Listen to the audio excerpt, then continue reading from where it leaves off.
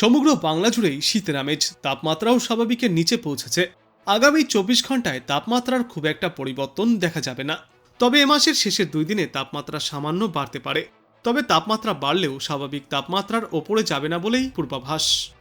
বিশেষজ্ঞরা জানিয়েছেন, দক্ষিণবঙ্গের বেশ কিছু জেলায় তাপমাত্রা সামান্য নেমেছে। পশ্চিমা অঞ্চলের কয়েকটি জেলায় 13 থেকে 11 ডিগ্রি সেলসিয়াসের মধ্যেই ঘোরাফেরা করছে সর্বনিম্ন তাপমাত্রা, যেই তাপমাত্রা স্বাভাবিকের নিচে। সকালে এবং রাতের দিকে শীতের অনুভূতি সবথেকে বেশি থাকছে।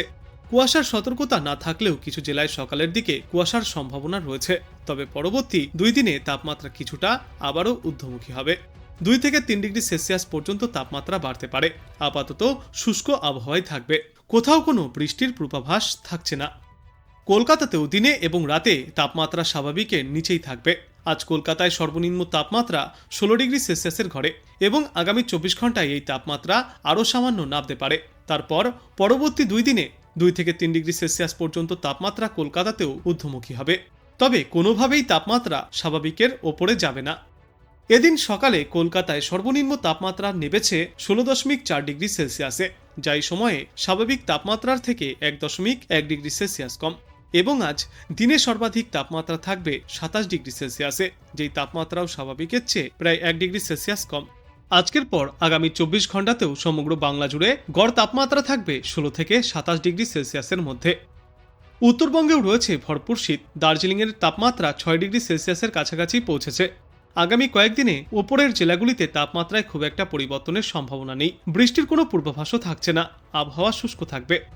সপ্তাহান্তে নিচের দিকের জেলা 2 দিনাজপুর এবং মালদহে তাপমাত্রা সামান্য বাড়তে পারে বলেও পূর্বাভাস।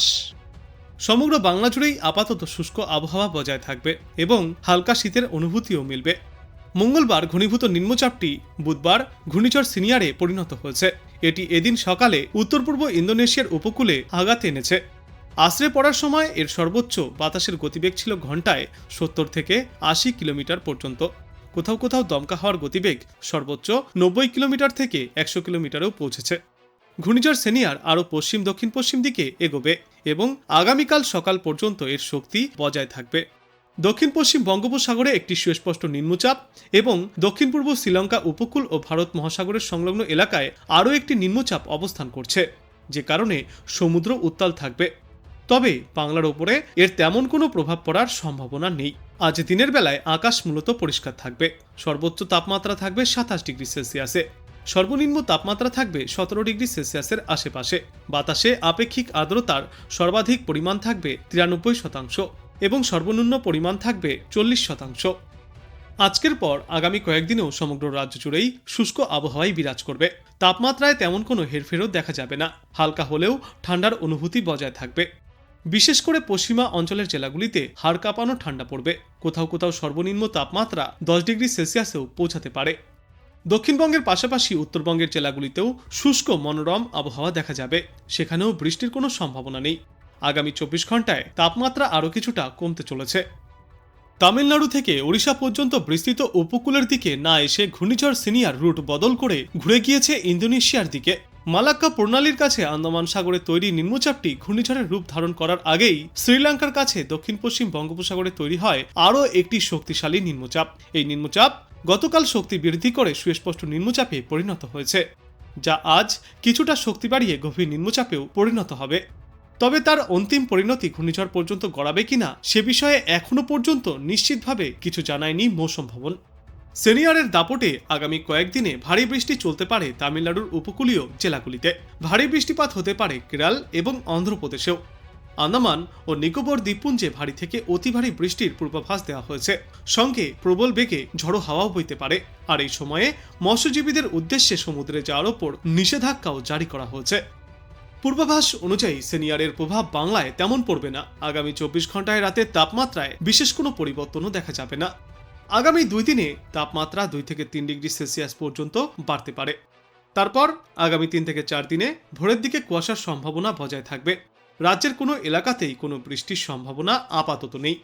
আজ কলকাতা এবং পার্শ্ববর্তী এলাকাগুলিতে সর্বনিম্ন তাপমাত্রা নেমেছে 16 থেকে 17 ডিগ্রি সেলসিয়াসের ঘরে এবং আজ সর্বোচ্চ তাপমাত্রা থাকবে 27 থেকে 28 ডিগ্রি সেলসিয়াসে। শীতের দাপট ধীরে ধীরে বাড়ছে। তবে আজ এবং আগামীকাল এই ঠান্ডার কিছুটা দাপট থাকলেও তার পরবর্তী দিনগুলিতে ফের 1 থেকে 2 ডিগ্রি সেলসিয়াস এবং কোথাও কোথাও 3 ডিগ্রি সেলসিয়াস পর্যন্ত তাপমাত্রা ঊর্ধ্বমুখী হবে। কার্যত শুষ্ক আবহাওয়ার প্রভাবেই রাতের দিকে তাপমাত্রায় উল্লেখযোগ্য হারে কমতে চলেছে। দক্ষিণবঙ্গের মধ্যে সর্বনিম্ন তাপমাত্রা রেকর্ড করা হয়েছে বীরভূমে। 11 ডিগ্রি সেলসিয়াসে নেমেছে সর্বনিম্ন তাপমাত্রা। পশ্চিম বর্ধমান ও বাঁকুড়া জেলায় সর্বনিম্ন তাপমাত্রা নেমেছে 12 ডিগ্রি সেলসিয়াসের ঘরে। অন্যদিকে পুরুলিয়াতে সর্বনিম্ন তাপমাত্রা পৌঁছেছে 13 ডিগ্রি সেলসিয়াসের ঘরে। এই পশ্চিমা অঞ্চলের জেলাগুলিতে ভালোই শীতের অনুভূতি পাওয়া যাচ্ছে।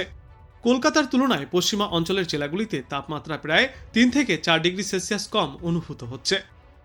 গত 2 দিনে কলকাতা এবং পার্শ্ববর্তী এলাকাগুলিতে সর্বনিম্ন তাপমাত্রা 16 থেকে 17 ডিগ্রি সেলসিয়াসে নামলেও এখনও পর্যন্ত জাঁকিয়ে শীত দেখা যায়নি দক্ষিণবঙ্গে। অন্যদিকে আজ সামান্য তাপমাত্রা নিম্নমুখী থাকলেও আগামীকাল থেকে ফের তাপমাত্রা স্বাভাবিকের ঘরে পৌঁছাতে পারে, অর্থাৎ বাড়তে চলেছে তাপমাত্রা। পূর্বাভাসে জানা যাচ্ছে আজ দক্ষিণবঙ্গের উপকূলবর্তী একাধিক জেলায় হালকা বৃষ্টির সম্ভাবনাও রয়েছে। ঘূর্ণিঝড়ের গতিপথের ওপর নির্ভর করবে আবহাওয়ায় আরও পরিবর্তন আসবে কিনা। দক্ষিণবঙ্গের জেলাগুলিতে রাতের তাপমাত্রা সামান্য বাড়তেও পারে। আগামী 2 থেকে 3 দিনে তাপমাত্রা বৃদ্ধির প্রবণতা বজায় থাকবে, ফলে শীতের দাপট আবারও একবার কিছুটা কমতে চলেছে। যদিও এই মুহূর্তেই আবহাওয়ায় বড়সড় কোনো পরিবর্তনের সম্ভাবনা বা কোথাও কোনো সতর্কতা থাকছে না। উত্তরবঙ্গের জেলাগুলিতেও আজ এবং আগামী কয়েকদিনে তাপমাত্রার উল্লেখযোগ্য হেরফের হওয়ার সম্ভাবনা কম। কোনো জেলাতেই আজ এবং আগামী কয়েকদিনে বৃষ্টির কোনো পূর্বাভাস নেই। সর্বত্রই থাকবে শুষ্ক মনোরম আবহাওয়া। সামগ্রিকভাবে ঘূর্ণিঝড় ও নিম্নচাপের দাপটে আগামী কয়েকদিনে আকাশের মেজাজ বদলালেও বাংলায় শীত প্রবেশ করতে হলে এখনও কিছুটা অপেক্ষা করতে হবে। ঘূর্ণাবর্তের কারণে সাগর থেকে প্রচুর জলীয় বাষ্প প্রবেশ করায় আজ সকাল থেকেই তাপমাত্রা স্বাভাবিকের চেয়ে কিছুটা বেশি রয়েছে। রাতের দিকে ঠান্ডার অনুভূতি কার্যত উধাও হচ্ছে। আর্দ্রতা বৃদ্ধির কারণে আজ দিনভর কিছুটা ভ্যাপসা গরম অনুভূত হতে পারে। এই মুহূর্তে ঘূর্ণিঝড়টি তামিলনাড়ু বা অন্ধ্র উপকূলের দিকে এগোলেও এর দূরবর্তী প্রভাব আজ থেকেই পড়তে শুরু করবে বাংলা এবং তার পার্শ্ববর্তী এলাকাগুলিতে। আজ থেকেই বৃষ্টি শুরু হতে পারে উপকূলীয় অঞ্চলে, যেমন পূর্ব ও পশ্চিম মেদিনীপুর এবং দক্ষিণ 24 পরগনায় আজ সারাদিন আংশিক মেঘলা আকাশ থাকবে। আজ রাত থেকেই হালকা থেকে মাঝারি বৃষ্টির পূর্বাভাস রয়েছে। আগামীকাল এই সমস্ত জেলাগুলিতে বৃষ্টির পরিমাণ আরও কিছুটা বাড়তে পারে। এই সময়ে সর্বনিম্ন তাপমাত্রা থাকবে 18 থেকে 20 ডিগ্রি সেলসিয়াসে এবং সর্বোচ্চ তাপমাত্রা থাকবে 28 ডিগ্রি সেলসিয়াসের আশেপাশে। সমুদ্রে ঝড় হাওয়া বইবে বলেও সতর্কতা জারি করেছে আবহাওয়া দপ্তর। অন্যদিকে মহানগর কলকাতা এবং পার্শ্ববর্তী এলাকায় আজ আকাশ মূলত মেঘলা থাকবে। বৃষ্টির আশঙ্কা কম থাকলেও আর্দ্রতাজনিত অস্বস্তি বজায় থাকবে।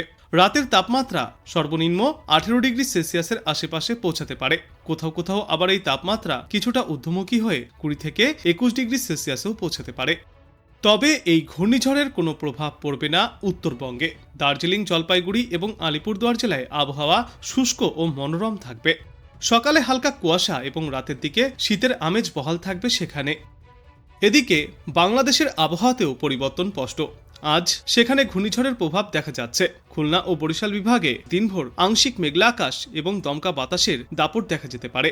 আগামীকাল বৃষ্টির পরিমাণ একটু বাড়বে। এই সমস্ত বিভাগগুলিতে তাপমাত্রাও বৃদ্ধি পাবে।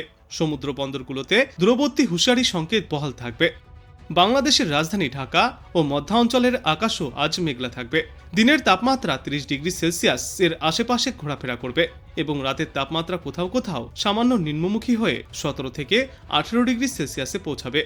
মেঘলা আকাশ থাকার কারণে একেবারে মধ্য দুপুরের দিকে ভ্যাপসা গরমও অনুভূত হতে পারে।